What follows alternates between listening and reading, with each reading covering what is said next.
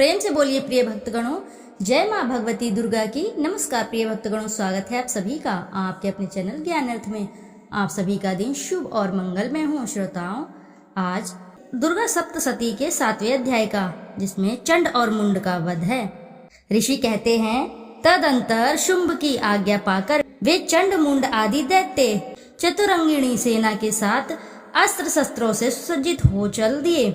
फिर वे गिरिराज हिमालय के सुवर्णमय ऊंचे शिखर पर पहुंचकर उन्होंने सिंह पर बैठी देवी को देखा। वे मंद मंद मुस्कुरा रही थी। उन्हें देखकर दैत्य लोग तत्परता से पकड़ने का उद्योग करने लगे। किसी ने धनुष तान लिया, किसी ने तलवार संभाली और कुछ लोग देवी के पास आकर खड़े हो गए। तब अंबिका ने उन शत्रुओं के प्रति बड़ा क्रोध किया। उस समय क्रोध के कारण उनका मुख काला पड़ गया, ललाट पर भौहें टेढ़ी हो गई और वहां से तुरंत विकराल मुखी काली प्रकट हुई, जो तलवार और पाश लिए हुए थी, जो विचित्र खटवांग धारण किए हुए और चित्त के चर्म की साड़ी पहने नरमुंडों की माला से विभूषित थी। उनके शरीर का मांस सूख गया था, केवल हड्डियों का ढांचा था। जीभ लपलपाने के कारण वे और भी डरावनी प्रतीत हो रही थी। उनकी आंखें भीतर को धसी हुई और कुछ लाल थी। वे अपनी भयंकर गर्जना से संपूर्ण दिशाओं को गुंजा रही थी। बड़े बड़े दैत्यों का वध करती हुई वे काली देवी बड़े वेग से दैत्यों की उस सेना पर टूट पड़ी और उन सब को भक्षण करने लगी। वे पार्श्व रक्षकों को, अंकुशधारी महावतों, योद्धाओं और घंटा सहित कितने ही हाथियों को एक ही हाथ से पकड़कर मुंह में डाल लेती थी। इसी प्रकार घोड़े, रथ और सारथी के साथी रथी सैनिकों को मुंह में डालकर वे उन्हें बड़े भयानक रूप से चबा डालती थी। किसी के बाल पकड़ लेती, किसी का गला दबा देती, किसी को पैरों से कुचल डालती और किसी को छाती के धक्के से गिराकर मार डालती थी। वे असुरों के छोड़े हुए बड़े बड़े अस्त्र शस्त्र मुंह से पकड़ लेती थी और रोष में भरकर उनको दांतों से पीस डालती थी।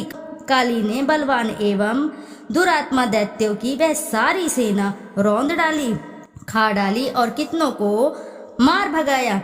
कोई तलवार के घाट उतारे गए, कोई खटवांग से पीटे गए और कितने ही असुर दांतों के अग्रभाग से कुचले जाकर मृत्यु को प्राप्त हुए।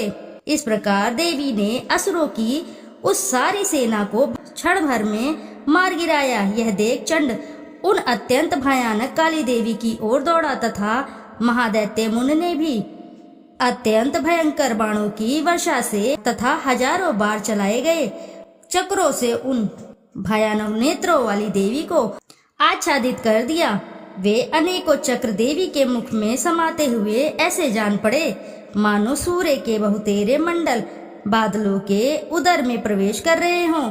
तब भयंकर गर्जना करने वाली काली ने अत्यंत रोष में भरकर विकट अट्टहास किया। उस समय उनके विकराल बदन के भीतर कठिनता से देखे जा सकने वाले दांतों की प्रभा से वे अत्यंत उज्जवल दिखाई देती थी।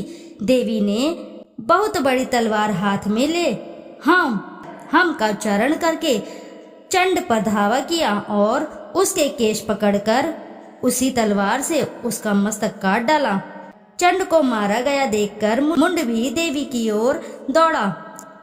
तब देवी ने रोष में भरकर उसे भी तलवार से घायल करके धरती पर सुला दिया। महापराक्रमी चंड और मुंड को मारा गया देख मरने से बची हुई बाकी सेना भय से व्याकुल हो चारों ओर भाग गई। तदंतर काली ने चंड और मुंड का मस्तक हाथ में ले चंडिका के पास जाकर प्रचंड अट्टहास करते हुए कहा, देवी, मैंने चंड और मुंड नामक इन दोनों महापशुओं को तुम्हें भेंट किया है। अब युद्ध यज्ञ में तुम शुंभ और निशुंभ का स्वयं ही वध करना। ऋषि कहते हैं, वहां लाए हुए उन चंड मुंड नामक महादैत्य को देखकर कल्याणमयी चंडी ने काली से मधुर वाणी में कहा, देवी, तुम चंड और मुंड को लेकर मेरे पास आई हो, इसलिए संसार में चामुंडा के नाम से तुम्हारी विख्याति होगी। इति शुभम। प्रेम से बोलिए प्रिय भक्तगणों, जय माँ दुर्गा सप्तशती की। फिर मिलते हैं हम आपसे अगले अध्याय में। श्रोताओं, आज का अध्याय यहीं संपन्न हुआ। फिर मिलते हैं हम आपको अगले अध्याय में। जब तक के लिए नमस्कार श्रोताओं।